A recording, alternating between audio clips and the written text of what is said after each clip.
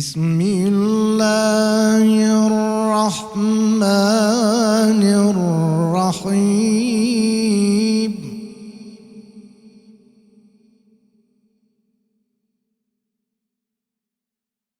ومن آياته أن خلق لكم من أنفسكم أزواجا لتسكنوا إليها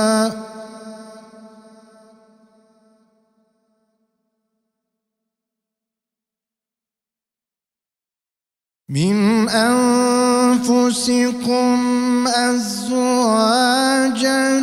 لتسكنوا إليها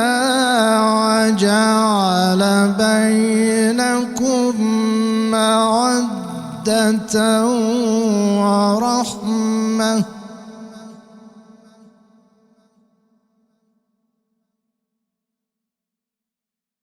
إن في ذلك لآيات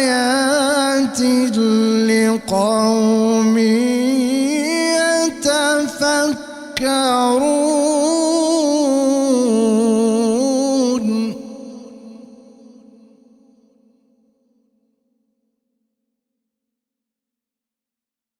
ومن آياته خلق السماوات والأرض واختلاف ألسنتكم وألوانكم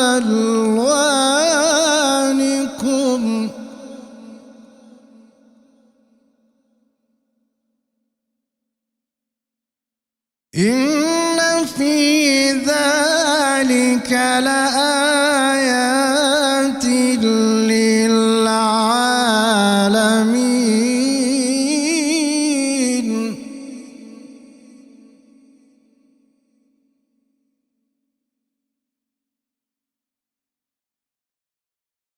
ومن آياته منامكم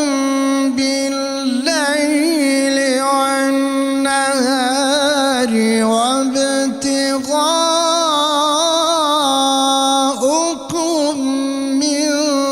فضله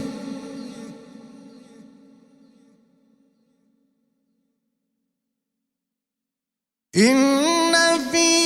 ذلك لآيات لقوم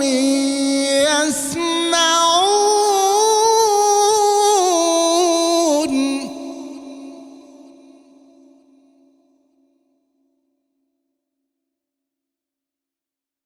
ومن آياته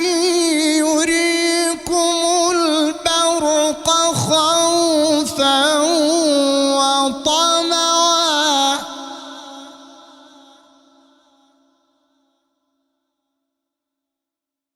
ومن آياته يريكم البرق خوفا وطمعا وينزل من السماء ماء فيحيي به الأرض بعد موتها إن في ذلك لآيات لقوم يعقلون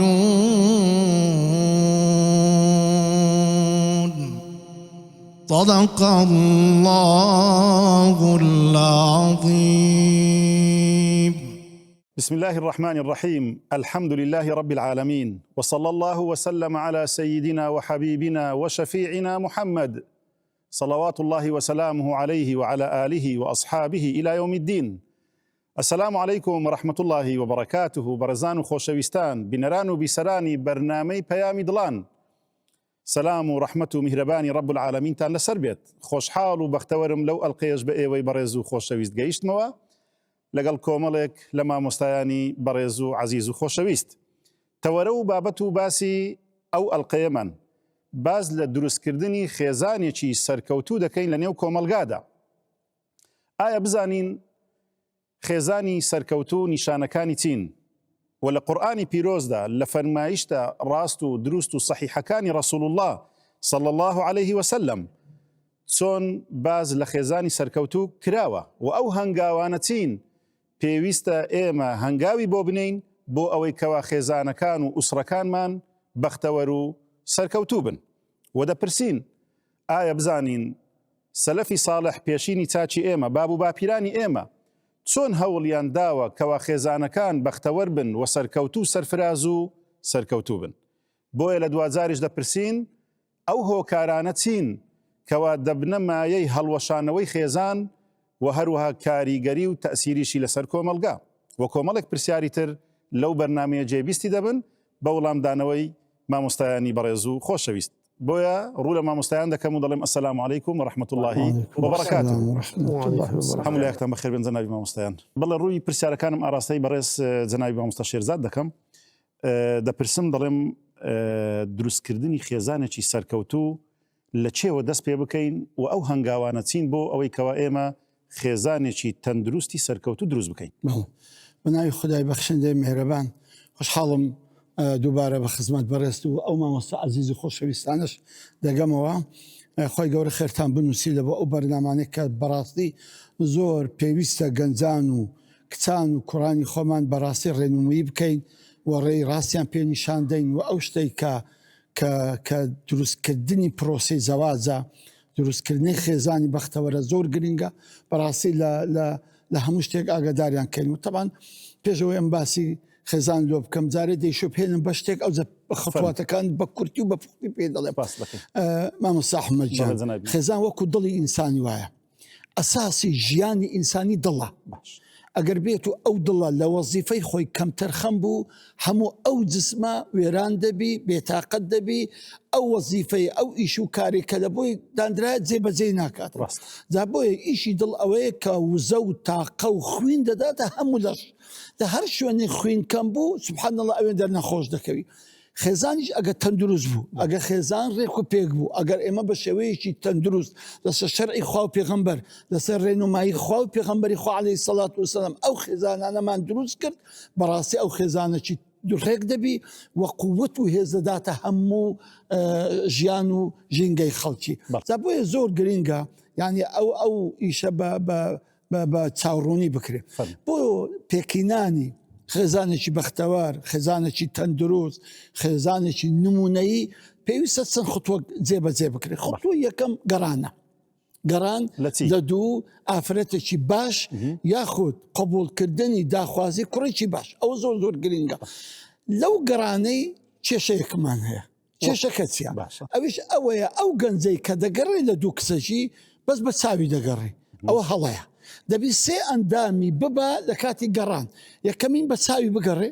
بە دڵیش بگەڕێ بە عەقلیش بگەڕێ. ئەگەر بێت و ئەو سێ ئەندامەی لەگە خۆ نەبە لە بۆی کاتێک کەسێکی شیا و اختیار دەکە بەڕاستی فەشەل دەیدی. بۆیە ئەو کەسانی کە بە چاو ئافرەت دەبینەوە جا لە تیکتۆک بی لە فەیسبوک بی لە حەفلەیەکی بی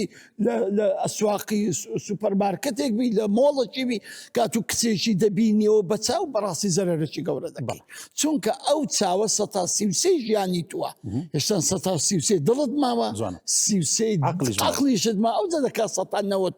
دڵ و عەقل چی دەکات یعنی ئەگەر هاتوو بۆوانیشەوە ئێمە خێزانێکمان دەستنیشان کردیان کوڕێک کچێکی بەدڵ بوو یان کچێک کوڕێکی بەدڵ بوو ئەگەر ئەو سێ بابەتە بوو دڵ ئیشی چ دەبێت عەقل ئیشی ئێستا پێ دەڵێ چاو ئەوەی دەبێت کە شکلی دەرەوەی ئافرەتەکە دەبینی چاوەکە شکلی دەرەوەی ئافرەتەکە دەبینی کاندەی بڕاستی ینی مەسەلەن کابرا پێڕازی بی بە شکلی دەرەوەی وی یان نەک دوایە خوا نەخواسە ماوەیەکی پێچ و پەشیمان ببتەوە نا بای ئەوەندەی یعنی بای ئەوەندەی کە چاوی پێتێربی دەبی ئەو ئافرەتە جوانی هەبیت خاڵی دووەم دڵی بگریتن زۆر ئافرەتی زۆر جوان بە دڵی ناگری خۆ بەدەستە خۆ نیە دەبینی ئەو کوڕە ئامۆزایکی هەیە جوانترین ئافرەتە ئەیدەڕێ درم ناگری کوڕە کووە ئەسەد کەس لە بۆی شێت بووە کاکە خەڵک لۆ شێت بوو ئەم لە بۆ شێت نەبوو معنی کەواتە دەبی خاڵی دووەم بەڕاستی دڵیشی بگری دڵیشی پێخۆش بیکە و ئافرەتەی دەینی سێم دەبی عقلیشی بگری عقلی بگری چۆن یعنی ئەوە لە مەرحەلەی دووەم دەست پێ دەکاتن کە کاتێک کە لەگە ئافرەتەکەی دادەنیشت مەرحەلەی یەکەم بەزگەرانە مەرحەلەی دووەم پرسینە مەرحەلەی سێم ئەو زادانیشتنە تاوان پرسینی زۆر گرنگە ئەمە گوتەوە مەرحەلەی یەکەم بەو سێی دەگەڕێ مەرحەلەی دووەم پرسین لە پرسینی ئێمە تووشی کێشەی زۆر گەورە دەبین ئەوە هەمووی بە کورتی بە عەدەد زەرەر چێش مەسەلەن چۆن کە ئەم دەبینی کچێکی جوان و ڕێک و پێکەم هەیە زۆر جوانم پەروەردە کردە کوڕێ دادێتە داخوازی ئەمیش دێم لە یەکەشی دەپرسم ئەرە دێرم ئەو کوڕە کووە دەبێت ئەو پیاوە بەڕاستگۆیانە پێم بڵێ نەک برێ وەڵڵایە ئەوە ئیشی خێرێ با دوو قسەی خێری تێدا بکەم ئەو قسە خێرانەی تو شەڕ بوو لە بۆ من شەڕ بوو دەبێت ڕاستم پێ بری ئەگە کوڕە نوێژێ ناکە ئەگە کوڕە مەسەلەن سەروبەرە ئەگەر کوڕە مەسەلەن شەلاتیە ئەگەر شەوێ نایەتەوە ئەگە جغارە خۆرە ئەگە تریا خۆرە ئەگەر لە گەڕەشی دەزانن ئەزیەتی داک و بابیدا دەبێت هەمووی بەڕاستی بە من بڵێ کاتێ لە پرسین زۆر دقیق دەبی بپرسین دەبی مادی بی پەلێ نەکەی هەر یەکە دیتەوە ئەرێ کۆوەڵە زۆر باش عیبینە یەکسەر قبولکەی زۆری ئەوانی کە فەشەل دەینن لە خاڵی دووەمە کە پرسینەکانیان مەزبوط نییە هەرخواخوایتی کچەکەی لە کۆرکاتەوە هەرخواخوایتی خوشکەکەی لە کاکە لە کۆرکردنەوە نییە لەکنە خۆت پرسی بهۆنی باشترەوە نەوەک ژیانەکی هەموو ڕۆژە شەڕ و ئاژا و جێسەریان نەبێتن خاڵی سێم ئەو زاردەمینێتەوە دیتن و دانیشتن ئەلەوێندر عەقڵەکە بە دیار دەکەوی چۆن عەقڵەکە بە دیار دەکەوی بە کورتی ئەوەیە ئەو کچە ئەو کوڕە بزان ئەوانە چۆن دەڕوانیندا ژیانی هاوژین چۆن دەڕوانن ئەگەر کچەکە باسی مکیاز و باسی شەهری العەسەل و باسی فستانی کرد ئەوە هیچ نییە ئەو ئافرەتە هیچ نییە ئەوە نییە کە ئەتوو پشتی پێ ببەستی و بکەی دایکی منداڵەکان تو بکەی هاوژێنی خۆت کە عەقڵی زۆر بچووکە عەقڵی بەس لە جوانیەکانی فستانە لە شەهر العەسەلەکەیتی دەیبێچێ و لەو مکیاز و لەو شوێنی کە پێی دەڕا لەو ساڵۆنەکەی کە پێی دەڕازێ ئەو عەقڵە زۆر بچووکە ئەدی عەقڵە گەورەکە چییە عەقڵە گەورەکە ئەوەیە کە لێ دەپرسی ئەتوو بە نسبەت مێرکردن چیە دەرێ مێرکردن ئەوەیە بمە پشتیوانی پیاوێک ژیانی خۆشکە منداڵی جوان پەروەردە بکە تێزانێکی بەختەوەر دروستکەن بزانە ئەوە زۆر عەقڵە و کوڕەکەش هەروەها کوڕەکەش ئەگەر وە بزانی ژنینان فلیمی هیندیە هەرەوەی بسی لە مەطعەمی نانی لەگە بخوا پیاسەکی پێ بکە و سەفەرەکی پێ بکە ئەوە نییە دەبێت ئەو کوڕە زۆر عاقڵتربی لەوەی کە بزانی ئایا ژن هینانسیا من ئەو کچەی خۆمی تەسلیم دەکەم دەبی بزانی ئەو کچەی من کە زۆر بە ئەدەب و بە حیا پەروەردەم کرێ دەبی چۆن ڕای بگری چۆن دڵی ڕاک بگری چۆن وە بکاتن کە خۆشترین ژیان بۆ خۆی و بۆ کەس و کارەکەشی دروستکاتەوە دەزانم قسەکان زۆرن بەڵام کاتەکەمان زەیی قەسپاس دەکەم جەنابی دکتۆر خوا خێرت بنووسی دەچینە ڕوانگەی قورئان بزانین ئایا لە ئاەتەکانی قورئانی پیرۆزدا چۆن باسی خێزانی سەرکەوتوو کراوە جەنابی مامۆستا ڕزگار بسم الله الرحمن الرحيم قرآن زاني بخيني همون برزيارة كان القرآن ده يذكر رحمة إخوة عليك يا ربي قد زادت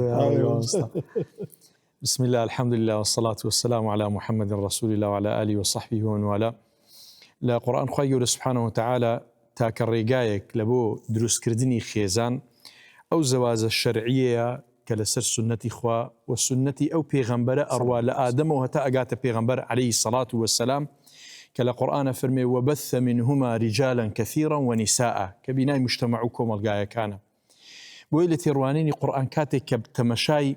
عقد زواج يعني بروسيها وسرجيري أكا خوي سبحانه وتعالى بيتشك لآية كاني ناسيني خويدا أني حقا زور زار ديتا سر يعني ذهن وفكري إنسان مسألة الزواج بروسيها وسرجيري تسعي لاقيلا أوية كبيوندي بناسين وبآياتك لآية كان وبكل الضمني أو مجموعة آيات باس أكا باسي آسمان وروج ومانجو خوي سبحانه وتعالى لشويني ديك أفرمي سبحان الذي خلق الأزواج كلها مما تنبت الأرض ومن أنفسهم ومما لا يعلمون هم خوي جورا بدواني دروس كديا هل يشك بتانها ناتواني مهمي خوي زيب كان نقصي هي إلا بيوستي بأي دوام لو أوي توايب كان لا هم بونا ور دروس كراو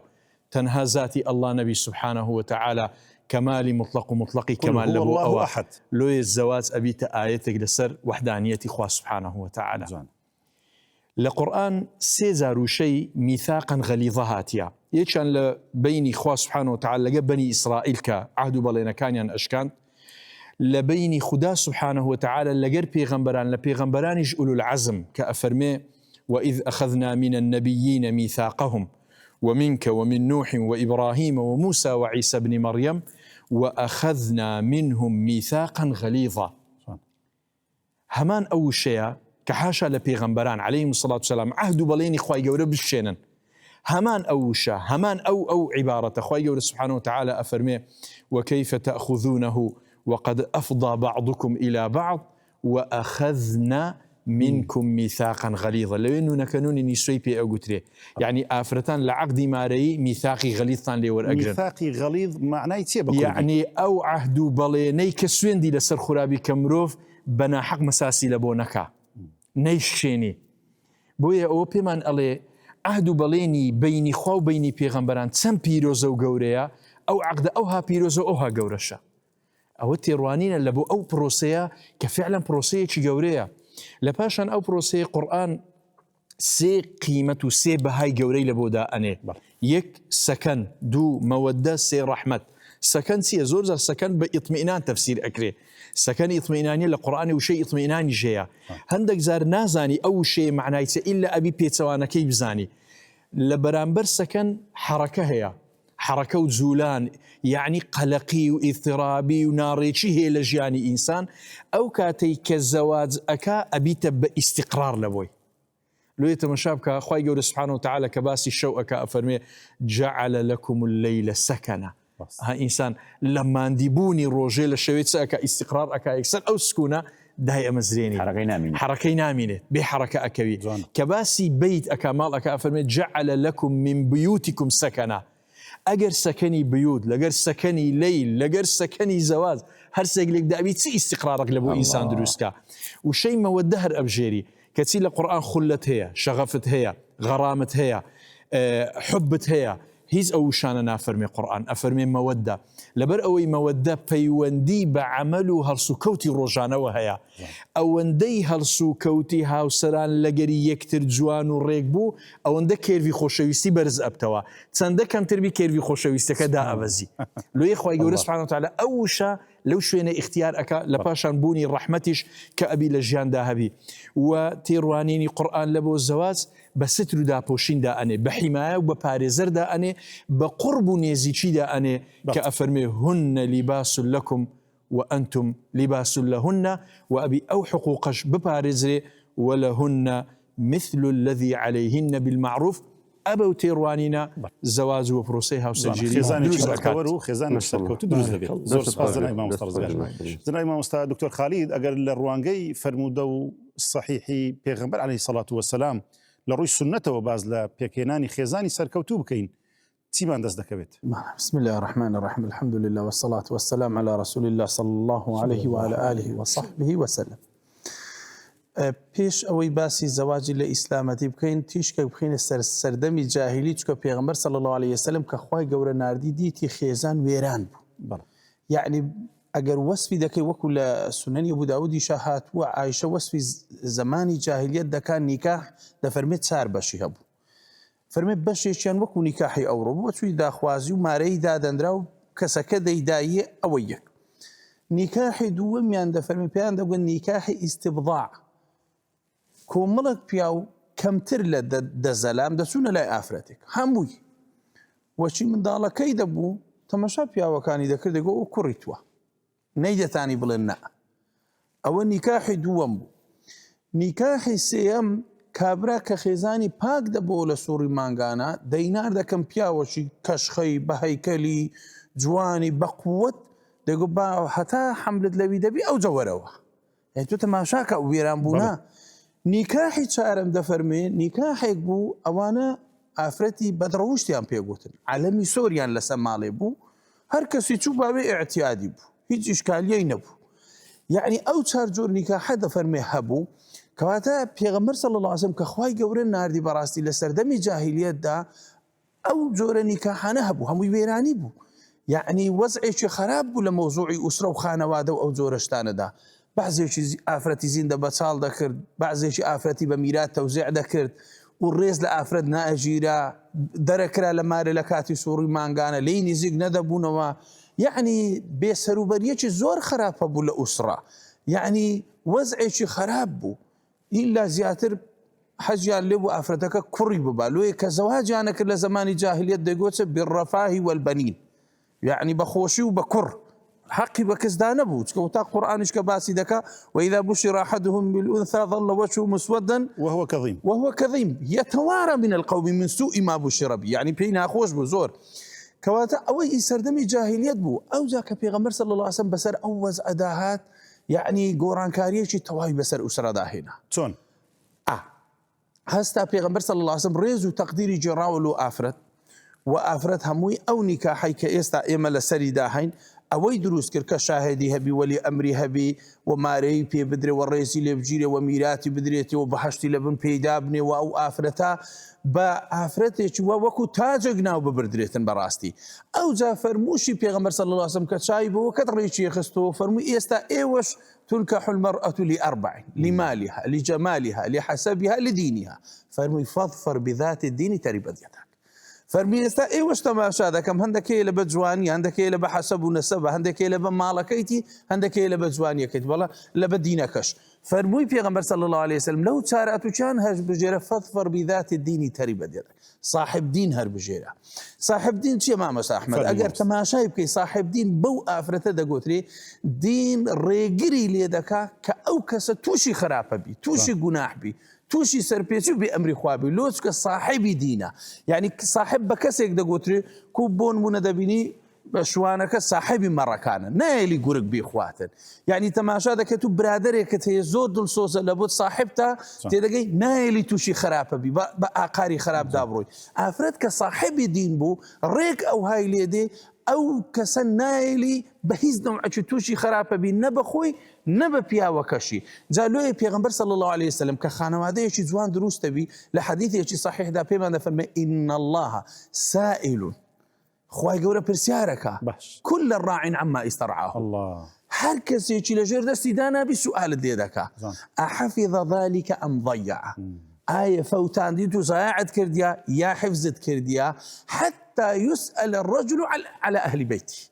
حتى لەوەی لە ماڵەکەیدا هەیە پێغەمبەر فەرمی صلی الله عليه وسلم پرسیاری لێ دەکرد. جا لێ بەڕاستی دروستکردنی خانەوادا شتێکی ئاسان نییە، بەڵام کە کەوتە سەر سکەی خۆشی بەڕاستی ناز و نیعمەتی خوای گەورەیە. لێ ئەو ماڵە بەڕاستی لە دەست پیاوی چاک و ئافرەتی چاک وەشک و جەنەتی لێدێ،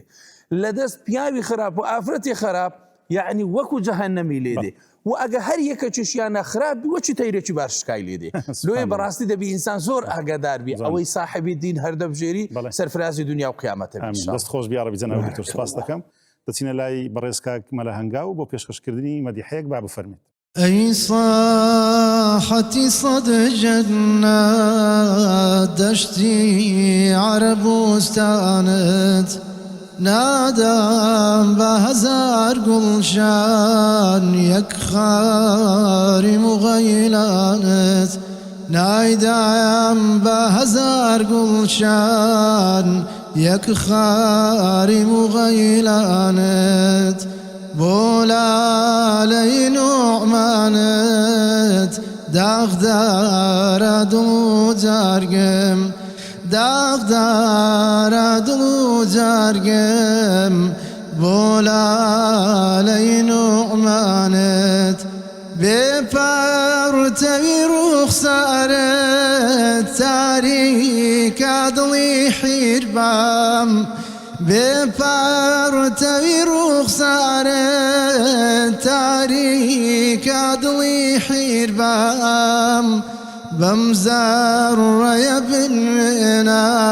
خورشید درخشانت بمزار يبنينا خورشید درخشانت أي صياحتي صد جنات دشتي عرب وستانت نايدايم بهزار قلشان يك خاري مغيلانت أي سيدي مخلوقات أعقاد لا إيمان به، أي سيدي مخلوقات أعقاد لا إيمان به، أوساتك أبو قربان أم عبد بقربانت، أوساتك أبو قربان أم عبد بقربانت. قرآني نوتيت ختمي باب بشرنا به، قرآني نوتيت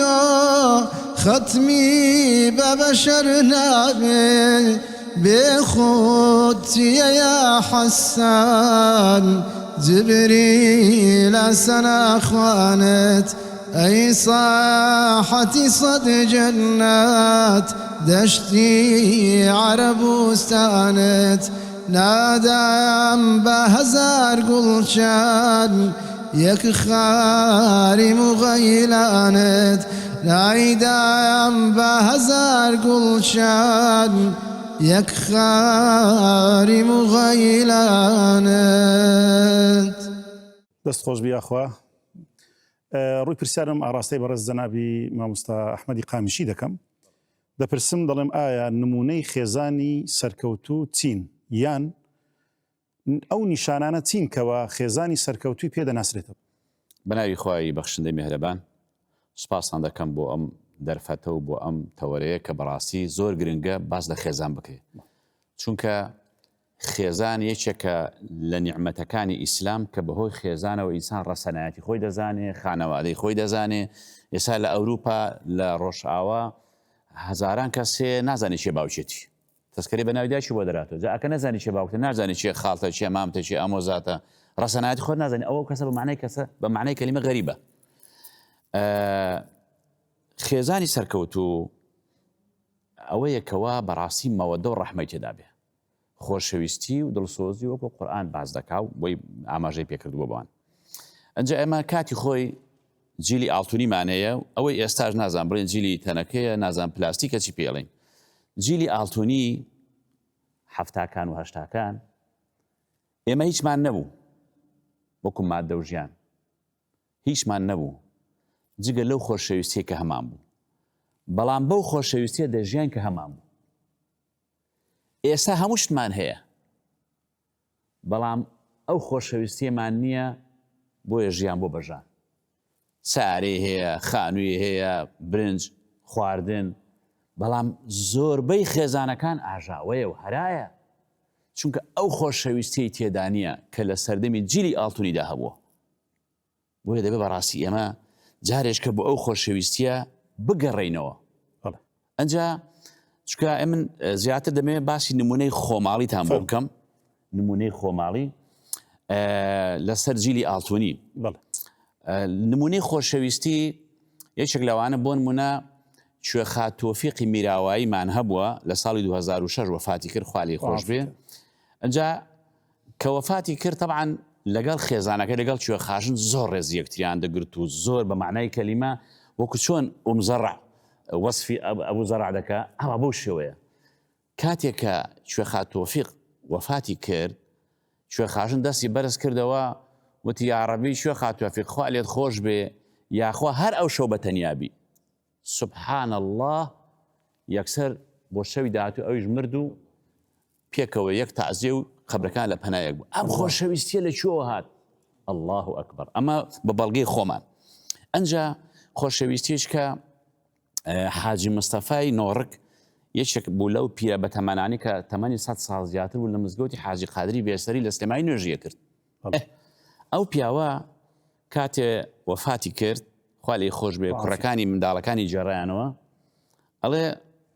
کاتێک کە دایکمان خەبەری بیزواتە خێزانەکەی، وتی یا ڕەبی ئەمن سەعاتێک دوای هەمە نەژیم. وەڵڵاهی سەعاتەکە تەواو بۆ وەفاتی کرد. کوڕەکانی دەڵێ یەک تەعزیەمان بۆ دانا و لە پەنایشی ناشتیان. ئەم خۆشەویستیە، ئەم سۆز و محەبەتە بۆ نەما، یعنی بۆ نەما ئەم عیلاقە ڕۆحیە. ئەمە زۆر مهمە لە کاتێکدا ئەمڕۆ ئێمە هەموو شتمان هەیە لە چاو جاران، یعنی هەرێکێک لە ئێمە بەقەت عەشیرەتێکی جارانی هەیە کەواتە جارێش کە بگەڕنەوە بۆ ئەو مەوەدە و ڕەحمەیە بۆ ئەوەی خێزانەکانمان سەرکەوتوو بن بەختەوەر بن ئەمە لەلانی خۆشەویستی ئەی لایانی وەفاداری باش لایانی وەفاداری سبحان الله ئەوەندە وەفادار بوون بەرامبەر بێکتر دەیگۆگە پیاوەکە شوان بێ ئەو دە بەنام بچنێتەوە تەنانەت لە ڕووی ناونانەوە یعنی هەر نمونەیەکی بۆ نمونە باوکی خۆم بێنمەوە هەموو کوڕەکانی بەنای باپیرەکانی ناوناوە بەنای باوک و باپیری خۆی باوکی ناوی مەلا عەبدوڵڵای خامشی بووە ئێڕای کوڕێکی ناوناوە مەلا عەبدوڵڵا باپیری ناوی مەلا ئەحمەدی خامشی بووە بەندەی ناوناوە مەلا ئەحمەدی خامشی باپیری دومی ناوی عەباس بووە کوڕێکی ناوناوە عەباس هەموو بەڕیز کوڕەکانی بەنای باپیرەکانی وەکرێتەوە ئەی ئێستا تف لە ڕابردووی خۆیان دەکەن هێندێکیان ناوی یەهود و نەسارا و ناوی دار و بەردیان لێ دەنێن ئەمە چەند بێوەفایی یعنی ئینسان دەبێت تەنانەت ئێستا من برایەکەم کوڕێکی بووە وتی بەناوی تۆ دەکەمەوە وتم بەڵام بەو شەرتەی ئەو ڕێگای ئێمە بگرێ باش پەروەردەیکەن ناوی ناو ئەحمەد یعنی بۆ نمونە ئێمە چۆن ئەمە وەفاداری لەسەر ناوەکان بەو شێوەیە ئەم وەفاداری هەبوو کاتی خۆی ئەم خۆشەویستی هەبووە ئەنجا شتێکش لەناو خێزانەکاندا وعد و پەیمان ها جاران دەگو پیاو قسە دەکا ئێستا عەقد دەنووسی کۆمپیالە پڕدەکەیەوە شاهید دادەنێ هەرجێ بەجێ ناکەن جاران دەگو پیاو قسە دەکا پیاو کە هیچ وعدێکی دەدا نمونەی خێزانی خۆماڵی خۆمانتان بۆ بینینەوە مامۆستا سەید کامیلی ئیمامی برای حاجی بابەشێخ سەرۆک وەزیرانی قازی محەممەدی کۆماری مەهاباد ئەو پیاوە بە ڕەزامەندی ژنی یەکەمی ژنی دووەمی دێنێ مۆعیددا دەنێن لە فڵان ڕۆژی بیگوازنەوە قەدەرەن یەک دوو ڕۆژ پێشەوە دەگیرێ کە دەگیرێ ژنە کۆنەکەی دەچێ یەکسەر تەدارک دەکا و بووک دەگوازێتەوە ئاخر بۆ کوێی دەگوازیەوە خۆ سەید کامیل گیراوە وتی دەبەوێت ئەو پیاوەش شکۆی عیبدار نەبێ بانەڵەن بێوەعد بوو بانەڵەن وعدەکەی نەبەردە سەرێ دەیگوازمەوە هەر کاتێ بەربوو و بچی خۆیەتی ئەم خۆشەویستیە لەکوێ ئەی ئێستا وەچی مامۆستا و شارتی کابراچ و بۆ ئەمرێژنەکەی ون ببوو شەو ڕۆژێکی لێی دەگەڕان دوای تەلەفۆن بۆ کرد بۆ پیاوەکەی ئەوەش کرد دۆزیمانەوە وتی تێکدا ینی بۆ وای لێ بە کاکە بۆ وای لێ بێ بڵێ تێکدا حەزی کردنەی دۆزێتەوە کاگە لەبەر ئەوە بەڕاستی بە خۆمان دابچینەوە ئەو نمونە جوانانەمان هەیە کە پابندم لە شەرعی خوا و بە دینی خوا و لە خوا ترساون باجارێش کە بەختەوەری بژێرنەوە بۆ خێزانەکانمان چکە بەڕاستی ژیان ئەوەندە کورتە بەشی خۆشیەکان ناکە هەندێک کەس بە ناخۆشیەوە سەرخاڵ بوو بەڕێز جەنابی دکتۆر ئیبراهیم سەنگەسەری پرسیاری ئەوە دەکەم ئەو خێزانە بەختەوەرەی و ئەو خێزانە ئاسوودەی و ئەو خێزانە سەرکەوتووە ئەگەر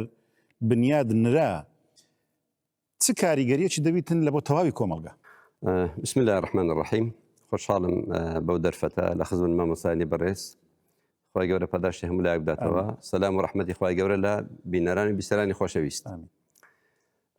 فقهی ئیسلامی کە بریتیە لە زانستی ئیدارەدانی کۆمەڵگا و دەوڵەتی ئیسلام دابەش دەبێت بۆ چوار بەش بەشی عیبادات پەرستشەکان بەشی پەیوەندیە داراییەکان ئەلئەموال بەشی خێزان و بەشی تاوان و قەزاوەت و تۆڵە کەواتە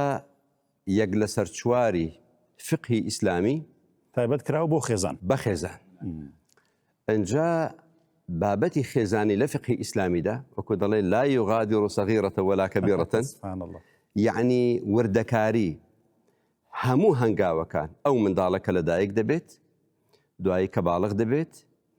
دوایی کە داخوازی بۆ دەکەن دوایی مارەی دوایی گواستنەوە دوایی بابەتی نەفەقا دوایی خوا نەخواستە بابەتی تەلاق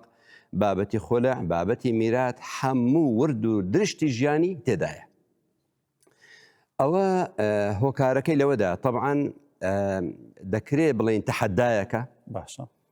تەحەدایەکە هەموو یاساکانی سەرزەوی بێنن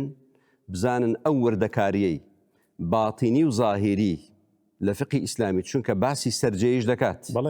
باسی سەرجەیی دەکات هەتا دەگاتە بابی نەفەقات و ئەوانە ئەو وردەکاریە هیچ یاسایەکی تر هەیە ئەو وردەکاری تێدا بێت بابەت تەحەدایەکە با خەڵک وەڵام داتەوە هۆکارەکەی لەوەدایە کە خێزان ئەو باوەشەیە ئەو هێلانەیە کە لە ڕێگایەوە مرۆڤ پەروەردە دەکرێت ئەوڕۆ ئەگەر بڵین یعنی بەهاداری کۆمپانیاکان یا کارگەکان بەوە دیارە کە چ شتێک بەرهەم دێنێت بۆیە دەڵێن مەثەرەن بابەتی ئایپاد و ئەوانە گرنگە بۆ چونکە بابەتی هەندێک ئۆتۆمبیل با دعایە نەکەی چونکە ئۆتۆمبیلەکانیان باشە چ شتێک هەیە بەهادارتر لەو جیهانە لە مرۆڤ بەهادارتر بێت کە پێشکەشی کۆمەلگای نییە. بۆیە بەڕاستی کۆمەلگاکانی مرۆڤایەتی زۆر بە هەڵەداچوون، ئەوان یعنی زۆر گلەیان لێ ناکرێت، بەس گلەی لە ئێمەی موسڵمان دەکرێت کە دەستبەرداری بەهاداری خێزان بین لەبەر لاساییکردنەوەی ئەوان. لە کاتێکدا یعنی ئەگەر بڵین زۆر جار ئەوانەی ینی فیمینیستەکان باسی ئەوە دەکەن وڵا ئیسلام ئافرەتی لە ماڵەوەدا پەک خستووە و گۆشەگیری کردووە، بەخوا نەزانن زۆر نەزانن، واللهی لە فلسفەی ژیان تێناگەن، واللهی زۆر دواکەوتن فێمینیستەکان، چونکە دەیانەوێت ئافرەتێک بێنن لەسەر مێزێک دایبنین لەگەڵ ڕێژمان بۆ هەموو مامۆستایەک، بۆ هەموو پزیشکێک، بۆ هەموو ئەندازیارێک، بۆ هەموو یاساناسێک، بۆ هەموو کەسێکی خوێندەوار، بەڵام دەڵێن زانایەکی زۆر گەورە هەبوو، زۆر جار داوایان لێ دەکرد بێ پۆستی بدەنێ، دەیگوت ئەمن لەم ئوخلق للتەوقیع، من ئەوە ئیشی من نیە تەوقیعام بکەم، ئیشی من نووسینە.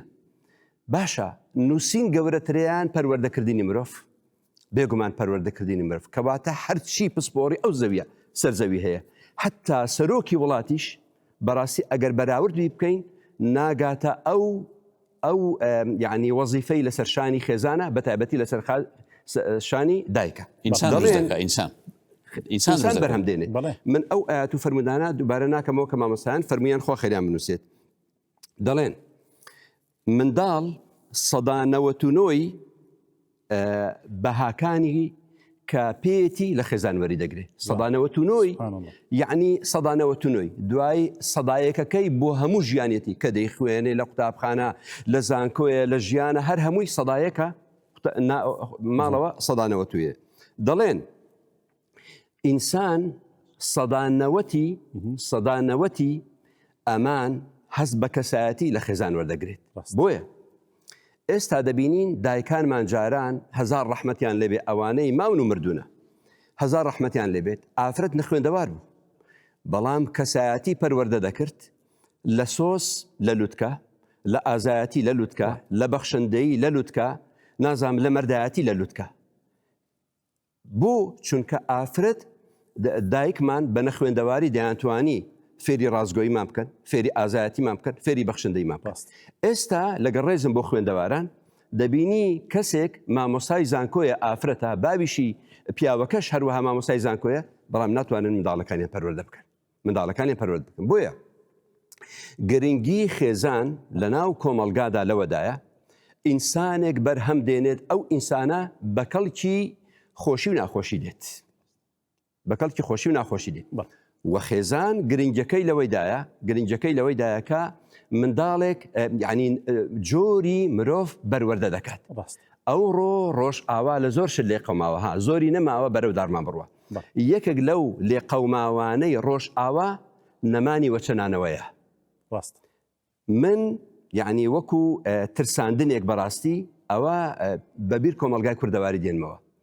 بابزانی کۆمەلگاکانی دەور و پشتمان منداڵبوونیان زیاترە، ترسناکیە بۆ ئێمە لاسای ئەوان دەکەین، دەڵێن 2 زۆرە و 1 کەمە، 2 زۆرە و 1 کەمە. کەواتە بەڕاستی ئەگەر دەمانەوێ کۆمەلگامان کۆمەلگایەکی سەرکەوتوو بێت، کۆمەلگایەکی دامەزراو بێت، پێویستە گرنگیەکی زۆر بە خێزان بدەین، لەوەوە هەنگاو بنین کە خێزان مقدسە، بەو مقدسیە بەرامبەر بابەتی جەندەر و هاوڕەگەزبازی بۆستینەوە. خوا پاداشتاتەوە جەنابی دکتۆر، دەست خۆش بێ یا ڕەبی. بەڕێز دکتۆر نامیق هەنارەیی، پرسیاری کۆتایی ئاڕاستەی جەنابت دەکەم سەبارەت بە مەترسی لێکترازانی خێزان. ئەو دەرگایانە چین بۆ ئەوەی کەوە ڕێگەیان لێ بگرین خێزانەکانمان بەرەو شیرازەیەکی تێکچوون و خراپە نەبن، و ئایا خێزانەکان ئێمە خۆمان چۆن تۆکمەی خۆمان بپارێزین لە هەموو خراپەیە کەوا تووشمان دەبێتەوە؟ بەنای خوای گەورە و میهرەبان، سپاس بۆ ئێوەی بەڕێز بۆ ئەو بابەتە گرینگە کە بەڕاستی کۆمەلگاکەمان ڕوبەڕووی کۆمەڵێک کێشە و مەشاکیلی خێزانی بوویتەوە چەندین هۆکاری دەرەچی و ناوەچی هەیە لۆ دروست بوونی ئەوە جا بۆیە پێویست دەکاتن بەڕاستی تاک بە تاچی خێزانەکان و هەروەها تاک بە تاچی کۆمەلگا زۆر هەشیار و وریا بن بە تایبەت لەو دەستە دەرەچیانەی کە خارجی خۆیان پێشوەختە کە هۆکارن لۆ هەڵوەشاندنەوەی خێزان لۆ لێکترازاندنی خێزان لە بۆ بەزایعدانی کۆمەلگا چونکە هەموو کۆمەلگایەک بینا دەکرێتن لەسەر خێزان ئەگەر خێزان تێک چوو بە تاکید کۆمەلگا تێک دەچێتن لۆش هەر تەمەشا دەکەی بڵێن دوژمنان دائیمەن بەشەریەت بەگشتیت ئەوجا تایبەت بە ئیمانداران یەک لە ئیشەکانیان دەڵێ لۆ تێکدانی هەموو کۆمەلگایەکی لە خێزاندا خێزانی وەلێ بکە تووشی لێکترازان و لێکجیابوونەوەی ژن و مێردەکان و پەڕاگەندەبوونی منداڵەکان و ئەندامەکانی خێزان چونکە بەوە ئەوان سەرکەوتوو دەبن خەڵک سەرقاڵ و هەروەها مەشغوڵ دەکەن بە زیاتر کێشەی ناوخۆیان و کێشەی نێوان ژن و مێرد و خێزانی لۆی ئاگای بە هیچ نەمینێت جالوێ تەمەشا بکەین کێشەکان یعنی شتێک نین خۆڕسک بن لە ناکاو لۆ خۆی پەیدا بوو بێ بەڵکم دوو تەرەفە هەردووچیان چەپرە بە دەستێک لێ نادرێ زۆری هەیە لەلایەن پیاویە زۆری هێلایەن ئافرەت یعنی هەردووچیان مشتەڕەکن لە دروستبوونی کێشەی نێوان خێزانی و گرفتاربوونی ئەندامەکانی خێزانی یەک لەوانە کێشەی یەکەم مەگەر تەمەشا بکەین بگرە لە سەروی هەمووانەوە زوعفی ئیمان ئیلتیزام نەبوون بەو منهەجەی خوا و منهەجەی پێغەمبەری خوا صلی الله عليه وسلم مامۆستایان خوا پاداشتیانە تۆ تیشان هێخستە سەر ئاەت و حەدیسەکان کەوا خێزان بەو شێوازە دروست دەکرێت جا ئەگە ئەو خێزانە ئیلتیزام بکە بەو منهەجەی کە بینای ئوسرەیەکی تۆکمە و سەرکەوتوو و هەروەها ناضیج و ناجیح لێی دەربچێتن پێگەیشت و تێگەیشتو بێ دەبێ ئیلتیزام بکەن بە منهەجی خوای بە منهەجی پێغەمبەری خوا صلی الله عليه وسلم ئیسلام ئەو دینە عەظیمەیە یعنی کەوا منهەج و بەرنامەیەکی ئەوەندە شامیل و کامیلە تو تەمەشای بکە دوور لە ڕووی بەڕێستان و بینەران لە چوونە سەر ئاوە تاکو دەوڵەتداری ئیسلام ئەو هەموو بابەتەی لە خۆی داگرتووە جا قەزەی خێزان ینی بەشێکە لە بەشە هەرە گرنگەکانی ناو شریعەتە جوانەکەی ئیسلام بۆیە پابەندبوون بە شریعەتی خوا بە قورئان و سنەتی پێغەمبەری خوا صلی الله عليه وسلم ڕێمان لێ دەگریتن لە دروستبوونی کێشە و گرفت لۆ چونکە ئیلتیزامی نەکرد لانی زوعفی ئیمانی هەبوو مامۆستا ئەحمەد ئەو خێزانە تووڕەبوون و جووندان و تەقدیر و احترام نەبوون لە بۆ یەکتری و بەڵام بەهۆی ئیمان و ئیلتیزام بەدینەوە خۆ دەپارێزیتن وەچی سیادێکی وایە شریعەتە جوانەکەی خوا ئەم ئیسلامە خاڵی دیکە خاڵی دووەم ئەو جاربینە سەری هۆکار ئیعلام ئەو ڕاگەاندنەی ئێستا کە ئەمە بەڕاستی تەمەشا دەکەین چ لەوەی بیسترا و بیندرا و ینی ئەوەی دەنووسێ ینی بەشێکی زۆری هەوڵ ئەداتن لۆ تێکدانی بنەمای خێزان لۆ تێکدانی شیرازەی خێزان لۆ تێکدانی ژیانی خێزان بۆیە دەبی مسلمانانی زۆر ئاگدار بن لە متابعەکردن و هەروواکردنەوەی ئەو کەناڵانە چ ئەوەی لە تەلەڤیزیۆنەکان لە کەناڵە ئاسمانیەکان داخلیەکان یان ئەو مۆبایلی بەردەستی چونکە مەسەلەی ئیعلام تەمەشا دەکەی زۆر جار هەندێک بەرنامەی تایبەت هەیە ژاری عجیب دەڕێژیتە ناو کۆمەلگا و تێکدانی خێزان فێری ئەکە چۆن ئەو ئافرەتە بێشەرم بێ بەرامبەر پیاوەکەی چۆن بێڕێزبی بەرامبەر پیاوەکەی چۆن بتانی زاڵ بێ بەسەر پیاوەکەی لۆ بە ناوی کۆمەڵێک مافی ئافرەت غەیری ئیسلام هیچ بەرنامە و هیچ منهەج و هیچ شوێنێکی دیکە نێتوانی بی بە تەواوەتی مافی ئافرەتی دابین کرد بێتن و چەسپاندبیشی و بەرگریشی لێ بکە ئەوانی دیکە هەموو لە تێکدان بۆیە جاروێ دەبین بەرنامەکانە یان لە ڕێی فلیمی دۆبلاچکراوە لە چۆن ڕێی خیانەتی زەوجی مەسائلی چۆن دزیکردن چۆن مەسائلی کێشە لە ڕوبەڕووبوون و قبول نەکردن تحمل نەکردن سەبر نەگرتن ئەوانە هەمووی لە ڕێی ئیعلام و هۆکارێکی زۆر سەرچێت و تێکدانی خێزان بەڕاستی بە تایبەت ئەو ئیعلامانەی کە بانگراوندێکی دینیان نییە ئیسلامەتیان نییە بەنامەگەر تەمەشا دەکەین لەگەر ئەوەش ئینسافانە قسام بکەین کەناڵی ئیسلامیەکان زۆرینەیان کەوا توانیتیان شیرازەی خێزان بپارێزن بەوەی ئەو منهەج و بەرنامە جوانەی کە پەخشی دەکەن و هەروەها کە ڕۆڵی هوشیارکردنەوەی خێزان دەبینن لۆ ئاگدارکردنیان لە چارەسەری کێشەکان و توش نەبوون بە کێشە و گرفتەکانیان یان پاراستنیان لە ڕێی کۆمەڵێک بەرنامەوە لۆی لە کێشەکان سەلامەت بن شپرزەی خێزان کاریگەری چی دەبێت لەسەر کۆمەلگا زاگە بە کورتی ئەوەندەش بڵێن ئەوەی مەسەلەی یەکەم ئیمانیە دینیە دووەم قەزەی ئیعلامی سێم اقتصادیە فەقیریە جاروێ نەبوونی و کەڵەکەبوونی قەرزەکی زۆر بەتاڵی دەست بەتا بێ ئیشی ئەوانە دەبنە هۆکاری تێکدانی خێزان جاری ژوێ هەندێک حاڵەتی مەسائیلی ئیجتیماعیە تەدەخولی خەڵکە تەدەخۆلی خەڵکێکی ئەهلی ئافرەتەکەیان ئەهلی پیاوەکەیە لێ ناگەڕێدا بنشن ژیان بکەن یانی جاروێ دەبینی تەعەدود دەبینی کابرا و کوماوسا فەرمووی وەی لێ هاتوو بووتە دێوەزمەیەک ئێستاکە هەندە ناشیر و ناڕێک کرا لە بەرچاوانی خەڵکی خەڵک لێ بترسێت جاروێ دەبین تەعەدود کابراژنی دووەم دەینی پیاوەکە ئەوەی یەکەم پشتێ دەکاو لەبەر ئەوەی دووەم ئەوەش هۆکارەکە لۆ تێکچوونی خێزان یعنی بینای ئی دووەم دەکا و بینای یەکەمی تێکەدا زا کاریگەریەکی بە کورتی پوختی چی هەیە لەسەر کۆمەلگا طبعاً هەر کاتە شیرازەی خێزان تێکچوو ئەو خەڵکە بێسەر و بەر دەبێ وەکو کوڕەکان و کچەکان بێ سەرپەرشتیار دەبن بێ پەروەردەکار دەبن کەواتە ئەو کاتێ ئەو خەڵکانە بەیانی دەبنە شتێک لە ناو ئەو وڵاتەیدا ناو ئەو کۆمەلگایەدا کار بەدەستێک دەبن کاتێکەوە لە ڕووی تربیەت و تعلیمی و پەروەردەیی نەقسیان هەبوو لە ئەداکردنی وەزیفەکەیان نەقسی دەبێت کە لە ئەداکردنی وەزیفەی نەقسی هەبوو کۆمەلگایەکە پاشکەوتوو دەبێ دواکەوتوو دەبێ و ناڕێک دەبێتن پاداش دەتەوە دکتۆر دەستخۆش بیاخوا دێمە لای جەنابی مامۆستا دکتۆر شێرزاد عەبدولوهاب کۆتا قسەت لەسەر بابەتی خێزان لە ئاخری وەڵا پێم خۆشە ڕوو لە هەموو کچێک و کوڕێک بکەم وانەی کە لەسەر ناو پرۆسەی هاوسەرگیری پێیان دەڵێم برایانی عزیزم خوشکانی بەڕێزم بەهەشت و جەهەنەمی خۆتان بەدەستی خۆتانە بەڕاستی ئەگەر لەگەر یەک تەبا و تفاق بن احترامی یەکتر بگرن عاشق و خۆشەویستی یەکتر بن بەجێ یەکتر بکەن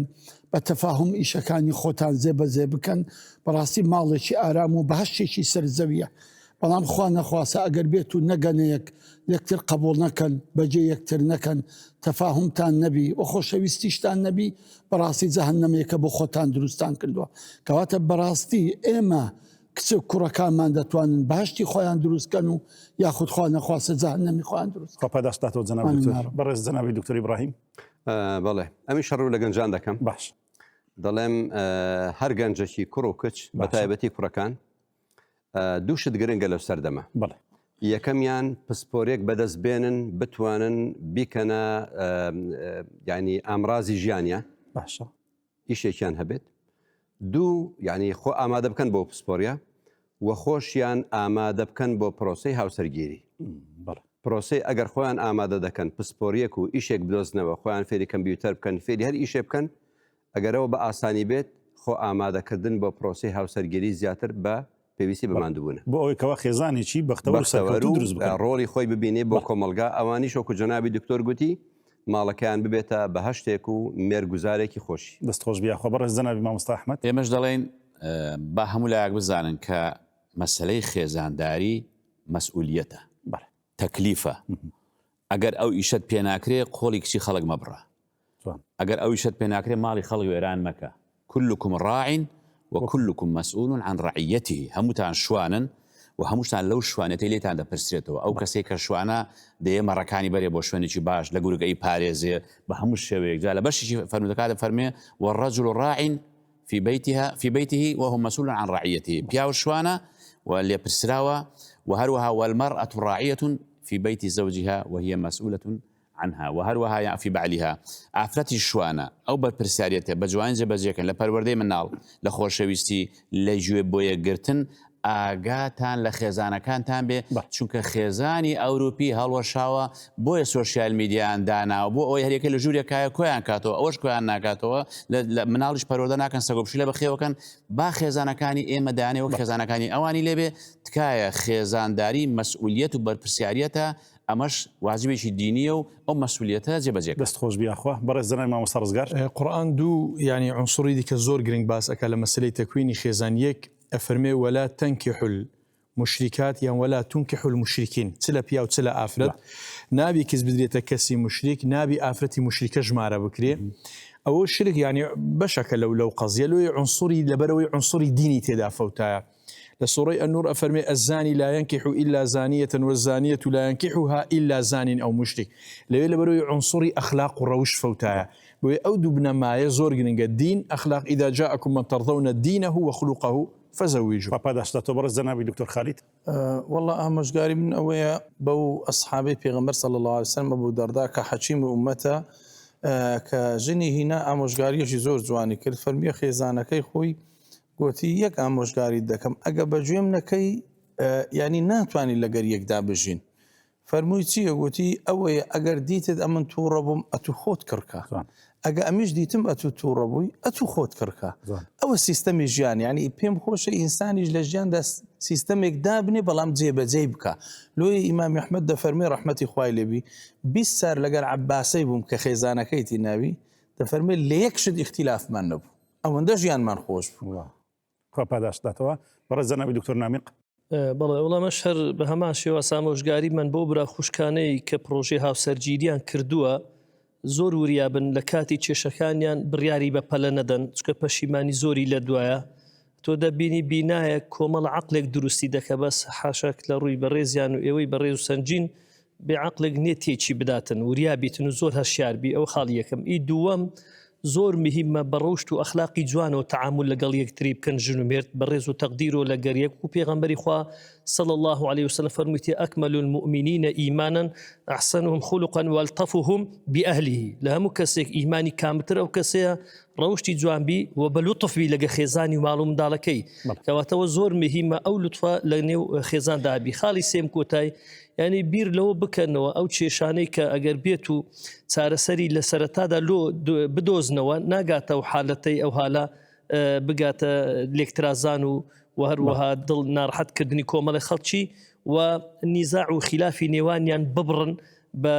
نەرمی و هادیئی بە لە سەرخۆی بە سەبرگرتن لەسەر یەکتر لە ژیان ئینشاڵە سەرکەوتو مۆفەقە بن و هەروە کێشەکانیان کەم دەبێتەوە کب دەبێتەوە زۆر سپاس بۆ هەمووتان هەر لە جەنابی مامۆستا شێرزادەوە تاوەکو دەسوڕێتەوە لای مامۆستا هەنگاو خی گەورە پاداشتان بداتەوە مامۆستانی بەڕێز گەورەیتان نوان زۆر مەمنون بەڕێزان و خۆشەویستان بەو ئەندازە و بەو قەدەرەش هاتینە کۆتایی ئەڵلقەی ئەو جارەشمان لە بەرنامەی پەیامی دڵان تاوەکو ئەڵلقەی تر و بابەت و تەوەری تر بە ئێوەی بەڕێز و خۆشەویست دەگەینەوە بەخوای پەروەردیگارتان دەسپێرم وسلام عەلەیکم ورحمة الله وبركاته.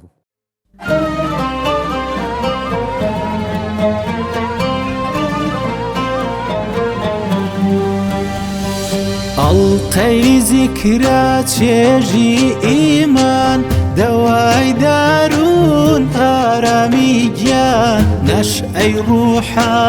نەوای جەستە شیفایە بۆ دڵی خەستە پەیامی ئاوین و ئیمان دەستی نزای ڕوو لە ئاسمان دڵی گەرمی شەو بێداران چاوی پڕتە سەی چاوەڕوان چاوی پڕتە سەی چاوەڕوان میحرابێ بۆ یادی خودا پەنجەرەیەک ڕوو لە هودا دەرفەتێک بۆ مرۆڤ سازی بەرنامەیەک بۆ چاکخوازی بەرنامەیەک بۆ چاکخوازی سەکۆی موحیبەت و عیرفان بەرماڵی پیر و جوانان بەرنامەی پەیامی دڵان ئارامش و چێژی قورئان بەرنامەی